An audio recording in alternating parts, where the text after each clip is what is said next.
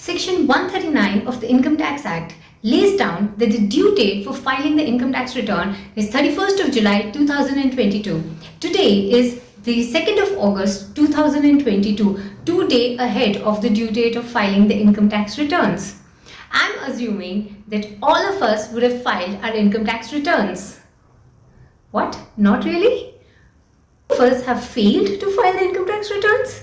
Well, that is the actual case. While many of us have been successful in filing the income tax returns, many of us equally have failed in filing the returns by the due date, on or before the due date, whatever may be the case. So now that one has failed in filing the returns, what is the next course of action? The next course of action lies in filing a belated return of income tax. A belated return. What is a belated return? An assessee who fails to file the return on or before the due date has an option to file the return 3 months before the end of the assessment year or the completion of the assessment, whichever happens. So in our case, it is 31st of December 2022. That is, the assessee can still file the return, a belated return, by on or before 31st of December 2022. This is called the belated return. Now, while filing a belated return of income tax, there are 5 consequences. These are actually the 5 disadvantages, and today in this video I'm going to be laying down what are these 5 disadvantages. So my dear friends, the first point, penal interest and penalty fees will be levied. A penalty fee of 5,000 rupees for an income to be reported above 5 lakhs will be levied, and a penalty fee of 1,000 rupees for an income to be reported less than 5 lakhs is going to be levied. In addition to the penalty fees, penal interest is also going to be levied in the case of advance tax. A penal interest of 1% per month or a part thereof, as the case may be, is going to be levied for the unpaid income tax or the advance tax, as the case may be.